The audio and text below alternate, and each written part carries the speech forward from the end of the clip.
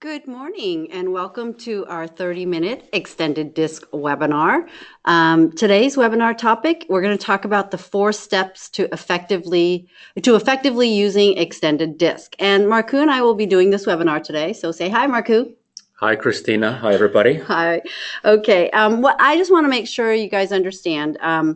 What we're not doing today is we're not going to show how to actually deliver the specific 4 steps as a workshop, but rather more of an overview of how it's applied. Right, Marku? That's right. And of course, we'll be recording this webinar and we'll be posting it on our website in a couple of days. Isn't that correct? It is. We'll be posting it hopefully in a couple of days, maybe definitely within a week, I always say. All right. And again, as much as we encourage you to ask questions, in the interest of time, we just ask that you put your questions in the question section. And after the webinar, we will be sure to follow up with you. Yeah, absolutely. So why don't we get started, Christina, talk about the 4 steps to using extended disc. And really what the big picture here is that we really are focusing on behavioral modification. What I think I see happen too often is that when people are using assessments, in a sense, they really stop at when the participants get their reports and they begin to create that self-awareness. Of course, whenever you increase self-awareness, I think that's a very good thing to accomplish. But really what I think we need to focus is how do we use that information, actually kind of look at the assessment results as a starting point where we begin to think about how we can make very clear and conscious decisions about how to modify our behavior, not only with other people, but in certain situations. And that's really what we are trying to accomplish with this 4-step approach. But we know, Marku, that behavior modification or making adjustments is challenging. Oh, it's incredibly difficult. I think if we are honest ourselves and we look at our New Year's resolutions, for example, 2 months later, a lot of us given up on those. I have given up on a couple of those, so I have to be honest. But it is really difficult because it takes a lot of effort. It takes a lot of concentration. And there's been so many studies about behavioral modification, how incredibly difficult it is. So what we try to do is with this 4-step approach is to make it easier. And the way we do it is we want to keep the process very simple. And also make sure that we are using that same approach consistently with different kind of applications, meaning that if we are trying to help people communicate more effectively, they still use this 4-step approach. But if they're trying to become more effective as sales professionals or leaders, they don't have to continue to learn new model. They can use the same 4 steps no matter what the main focus of the training, for example, is. Yeah, and I know as a trainer and having spoken to many, many other trainers as well, if we don't make it simple and we don't make it easy to implement, there's a good chance that it won't be applied. It won't be applied. And of course, the good news, if you happen to be a facilitator, it makes the process easier because you don't have to learn new system or new steps when you're delivering different types of trainings or do different type of coaching with the help of extended disc assessments. Yeah, and to kind of add on to what Marku said is one of the things that, again, talking to so many different people, at trainings, they say that this 4-step model that we use consistently, not just in the applications of sales or leadership, but throughout our reports, our materials, how we train, has been a incredible benefit for trainers. Yeah, not only does it save a lot of time and effort in getting ready for different kind of training sessions, but more importantly, I think for the participants, it becomes something that they can actually apply, and then we are able to achieve that ultimate end goal, behavioral modification.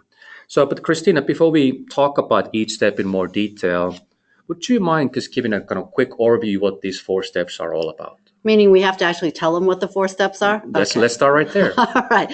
So obviously we're not going to go into detail, just a quick overview, but the 4 steps to effective behavioral modification, we start with step 1, which is basically to understand the DISC model, how the DISC styles D, I, S, and C are, how people are similar and how people are different. Step 2 takes us into, I think, what many people think of when they think of behavior modification and DISC workshops is that self-awareness piece, identifying our own style, that self-discovery, and not only how we see ourselves, but how do we tend to come across in our behavioral style to others. And again, there's sometimes a gap between how we see ourselves and how others see us, and we call those the blind spots. So that's the self-discovery piece. Step 3 is, I think, one of the strengths of DISC itself. It is one thing to understand yourself, but you really can't make any behavior modifications if you don't have enough information about who you're interacting with. So the DISC model is very powerful and simple in the fact that it makes it easy for us to be able to identify the DISC styles of others. And we're going to talk about the OR model: observe and assess and recognize, a simple process to help us identify DISC styles. Because ultimately, what we want to get to is we want to be able to make decisions about whether or not to modify our behaviors appropriately. And as Marku had talked about, the different applications in where the 4 steps can be applied to. Thanks, Christina. And again, this 4-step is where I believe the value is really created. And I think too often we may stop at step 2 or even at step 3. But really, I think the critical focus is, how do we now take this information, knowing who I am, knowing who you are, how do I modify my behavior and make those very clear decisions about what kind of behavioral modifications I believe will create greater success. Yeah, and as you know, we all have different ways of defining someone who is successful. But I always say here at Extended DISC, we identify someone who's successful as, number 1, they are keenly self-aware, meaning they get to step 2. But what really truly takes that person to the next level is that they have the ability to appropriately modify their style in the right situations. Very good. So why don't we start with the step 1, which is the first step. We'll actually begin to learn the model, meaning that we get very comfortable with the DISC styles. And I think this is so important because I don't think the participants should get the results right away. I think they need to first understand what the model is all about, so they can understand or have a context in which to interpret their own results. Otherwise, they may misinterpret something, and that's, of course, something we don't want to happen. And of course, with this step, we have a lot of exercises that can make it very interactive. Our clients have access to our online resource center, so they can download all these materials at no cost, exercises. And of course, we have a lot of support materials, game, etc. So this is where a lot of fun, interactive part of the training typically happens. But the goal really is to make sure that the participants understand that the model is non-judgmental. We are not making any value judgments about things being better or worse. We are just creating this very clearly defined context and safe context in which to understand how we are different, what kind of style preferences we have, how do we communicate, how do we make decisions, and so on. And in this process, people begin to understand that, hey, these words that we use to define these different styles are simply words. They don't really have a good or bad meaning. But of course, being human beings, we have our own biases. We have to face some of those biases and begin to think about, why do I assign perhaps a negative connotation to certain words? And then, of course, it's a lot of fun to begin to think about, now I understand why my colleague Mike is this way, or why my friend Matt is this way. And this is the step where people really become very eager to learn about who they are. Exactly. So obviously, in doing this webinar, we have the assumption that you have some working knowledge of the 4 DISC styles. And however, it's always good to get a quick refresher. So let me just talk about it. Thank you. Before I do, because I'm doing a very brief overview, Marku, don't we have some future webinars coming up on the DISC styles? Yeah, this spring we're going to do a webinar on each of the 4 styles. So we spend 30 minutes talking about D style and 30 minutes on I style and so on. So we'll dive much deeper about the DISC styles, but just a quick overview would be helpful. Yeah, and you'll find that on our events page on our extendeddisc.org. So let's talk about the 4 DISC styles, just quick overview. So you can see we have the 4 quadrants, which represents each of the DISC styles. The D style, as well as the C style, are in the top half of the model, meaning they are in the half that is identified as a task-oriented style. So these 2 styles tend to prefer task and things over the S and I styles, who are on the bottom half of the model. They are styles that tend to focus more on people and emotions. The D style, let me just say, they tend to be very direct, results-oriented, decisive, assertive. The I styles, which are a more people-oriented style, they're very optimistic, they're very talkative, outgoing. The S style, which like the C style, they're naturally more reserved, are steady, sincere, supportive. And the C style, which is a reserve style, but also task focused, tends to be very analytical, detail oriented, private. And what I just forgot to mention was you have the quadrants divided from the left half, which are the two more reserve styles, which I identified. But what I didn't do was the D and I styles tend to be the more active, big picture styles. Thanks, Christina. And what I always find very interesting that people are very eager to find out about the population distributions of the 4D styles. And just for example, United States, the D styles are only about 12% of the population, while the I styles are 32% of the population, which actually the we see most D styles in the I quadrant. For the S and C styles, they're both 28%. And since we have operations throughout the world, of course, we track these distribution percentages, and it's really interesting to find out how different they are in different parts of the world. So we get a lot of questions about that. Hey, what is the population distribution in UK, for example, or Canada, and so on? And that information seems to be of a lot of interest all the time. It is, and there's different ways to use it. What we do say is that I always jokingly say there's a reason why there's not a lot of D's in the world, but we won't talk about that too much. So yeah, we do have these statistics. We don't analyze them, but we definitely present them in interesting ways. So in the first step, we got the understanding of the model. Now we move to the exciting second step that people really get excited about when they get their own individual assessments. And in this step, really what we are trying to make sure is that we provide information that is relevant to different applications. So we tailor our assessments to different audiences. So if we focus on more general communication training, for example, maybe we use what we call an individual assessment. But of course, then we have leadership and we have all types of assessments. But the big picture here is that we provide information that is relevant to that application. And what I see happen, Christina, is that when we provide information that is relevant to somebody in certain industry or the specific job role, it takes away what I call the excuse factor. Because if the assessment is not really tailored for that individual, they may say, well, my job is a little bit different, so some parts of this report really doesn't apply. But providing these tailored assessments takes that away. And what happens is the information becomes more accessible to the participants. Then they kind of dive in and they begin to think about what it means. Now, I do want to mention that I know our assessment followed this 4-step approach. So everything in the report is consistent with this model. So it takes them from understanding the model to creating that self-awareness, to identifying the styles, and to that 4-step modifying our behavior. Exactly. So in the report, of course, there's a lot of different things we could share. I'm going to show us a couple of things. A lot of people like what I call more traditional profiles to identify what is the hardwired behavioral style of an individual and how they perceive they need to modify that style right now in their work environment to be more successful. Some people like what we call the diamond model that has that 4 quadrant where we can identify what behavioral quadrant are most comfortable with the individual. But again, we measure that hardwired behavioral style that makes extended DISC different from the other DISC assessments. And the reason we do that is that I think it's important to really find that accurate starting point for the behavioral modification. Of course, we have other sections like we can get a quick glance of who the person is and really looking at the information, how other individuals may perceive me. Like you mentioned, sometimes we have those blind spots. We think we come across a certain way. However, others will see us differently. We can look at different areas like communication style, decision making, these different kind of behavioral dimensions, I call them.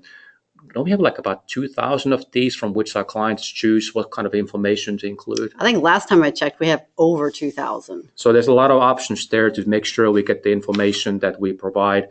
And again, point being here that there's a lot of information from which our clients select what information is relevant to create that confident self-awareness. Yeah, and I think as trainers, when we use these reports, you have so many options, not only the types of report, but we all have our own favorite sections of the report we might want to read. And as Marku had mentioned, when you actually go through the whole report, whether you like to or choose to or consciously aware of, you have gone through the 4 steps. So there's that constant reinforcement piece. Yeah, we want to focus on that last step, which is the modifying of behavior. But before we get to the last step, we need to talk about step 3, is how to identify the styles of others. I think this is critical. I think too often we stop at the step 2, like I said earlier. This is where we really need to think about, how do I learn to get very comfortable, almost to the point where it's automatic, will identify the styles of others. We have this model that we call OR. Could you tell a little bit about that, Christina? Yeah, so as I said early on in the webinar, we have this acronym OR that stands for observe, assess, and recognize. And we'll go into detail more, but essentially observing is to observe patterns of behavior. And assessing is once you have made those observations, there's 2 simple questions that you're going to ask, and we're going to show it to you. And then, of course, once you're able to do that, we go to that recognition of their primary DISC style. And I think it's the hallmark of not just extended DISC, but the DISC model itself, is how simple it is to be able to identify only one of 4 DISC styles. Yeah, that is, of course, what we try to accomplish, so we can make those right decisions about how to modify our behavior. And to facilitate that process and make it easier for the respondents, the reports do have a section about this third step, how to identify other people. It goes through these 3 steps, the OR model, as you just described. And we make it very specific, so we provide the hand-holding, if you will, make it very easy in the beginning until we get to a point where it's almost second nature. And in the first step, in observe, really what we are focusing on, making, like it said, observations without judgments about other people. For example, we can focus on what type of things they talk about. Are they very open? They share a lot about their families and hobbies, and maybe they talk a lot, or maybe they say very little. Are they talking about what they have accomplished, or maybe they use a lot of brand names? There's many different things you can look at in this section. And of course, we want to look at how they say it. For example, what kind of types of words they use. I personally like to focus on what type of questions they ask. For example, these styles tend to ask a lot of what questions. What's in it for me? What's the bottom line here? And of course, the I styles, they're all about people, so they ask a lot of who questions. Who's going to be at the party? S styles, because they are essentially the doers of the world. They want to make sure that they know the steps that are required to complete the task and achieve the goals, so they ask a lot of how questions. C styles, of course, they want to do everything correctly. They want to understand the why, so they have a lot of why questions. Why are we doing it this way? They want to make sure when they start something, it's the correct way to do it, so they can produce that high quality work. And I even say when the S's ask those how questions, it's another level of identification is they tend to use the plural words. How are we going to accomplish That's a great point. So, and you see I have here economical and choice of words. When you think of someone like a C style and they give you feedback, sometimes they'll say, oh, that was good, or that was fine. But we need to recognize from a C's perspective, that is very positive feedback versus, sometimes we think of, someone who's an I style is like, oh my gosh, that was absolutely fantastic. But, sometimes that doesn't always come across as quite as sincere as a C style coming to you, right? Yeah, it took me a while to realize when a C style comes and say, hey, that was a good job, that means a lot. Mm-hmm. I styles, like you say, they are more... It just spews out. Yeah, they tend to use a lot of the words. And one thing, of course, we need to look at is tonality. Mm-hmm. Is person more quiet when they're speaking or a bit louder? What kind of volume they use and inflection and like eye contact. One is of course not dealing with tonality. That's one good thing to always remember. But tonality is important. And I know you look at a lot of the body language, Christine. Yeah, and I mean even everything up until this point. Oftentimes we think of using DISC as I have to be face to face with you when I'm talking to you. But a lot of things that Marku and I have talked about can go outside of those face-to-face interactions. When you think about the tone of voice, you can do that over the phone, or we'll talk about written communication as well. But body language, when we think of observing behavior, sometimes we think it takes a lot of time. We have to put a lot of actual effort and time into it. However, if I'm a sales professional, someone's walking towards me and, they're very assertive, they're making direct eye contact, they're walking very quickly, that's an observation I'm making. I'm making an observation that this person is probably someone who's going to be on the active side of the model, maybe a D or I, versus someone, maybe they're more hesitant in their eye contact, their body language is a little closed. It just reminds myself, hey, this person might be more reserved, maybe not be quite so loud and, kind of talk with a softer tone. But I may have never had any verbal interaction with this person, and I've already been able to make this observation. That's a great point. And you mentioned that often we have to now identify in today's world other people virtually. We don't have the face-to-face interaction. And even there, you can begin to look for patterns of behavior. For example, observing their emails. Are they long? Are they short? Are they spell checked? Those kind of things begin to tell about somebody's behavioral style. If you talk with the phone, of course, if you are paying a lot of attention, you can notice their tonality, the kind of words they use, as we talked about earlier. And even when you get somebody's voicemail greeting, that can be a piece of information that we can use to help us in this first step, observing who somebody is. Okay, so what happens after we've observed those patterns of behavior? Well, then we have to ask those two questions. Can you talk about those two questions that we need to think about when we identify somebody's style? So now that you have an idea of kind of how that person shows up for you, again, non-judgmentally, think about them in terms of the DIS model. Are they someone who tends to be more reserved, like a C or an S style? Or someone who, has that kind of more assertive, animated, direct eye contact of the D and I styles, who are the more active styles. So once you've identified which half you would put them on, reserved versus active, then the second question is, are they more task-oriented or people-oriented? Are they a DIS style like a D or C that likes to focus on tasks and things? Or are they an I and S, a people-oriented style, who's about the interaction or about the relationship and focused and more emotional? So I always say, once you do that, and you can see it's right in the report. Yeah, so I think this is important that we provide it in the assessment, because in the beginning, of course, like everything else, it takes a little bit of practice. But the assessment results talks about this OR model, and here we look at what are the kind of things we should be looking for when we asking these two questions. Is the person more active or reserved, or they're more task or people oriented? And this provides the guidance and, again, the hand holding in the beginning to make them more comfortable until it becomes second nature. Yeah, and as Marcus said about customization, this section of the report is step 3, and there's really no data here. It's really educational. You can choose to keep it in. Again, it's very helpful. Most of our clients do, or you can not have it in if you wanted to. I personally think you need to have it in, but so ultimately, as mathematically challenged as I tend to be, I know that when I've identified one half, so people versus task, and the other half active versus reserved, that narrows it down into one quadrant. So what it does is it just gives us more information about how we can make modifications to our style, whether this person is most likely a D, an I, an S, or a C. That's right. And I even noticed we have a picture of quick reference cards that are so popular that really helps, especially in initial stages, in learning to identify the styles of other people. To be honest, Christine, I still use these cards almost every day after doing this over 20 years. But this is something that people learn very quickly. When they understand what the DIS styles are all about, they begin to observe, then they begin to answer those two questions, and then they can accurately identify somebody's styles, which allows us to go that most important step number 4, which is modifying our behavior.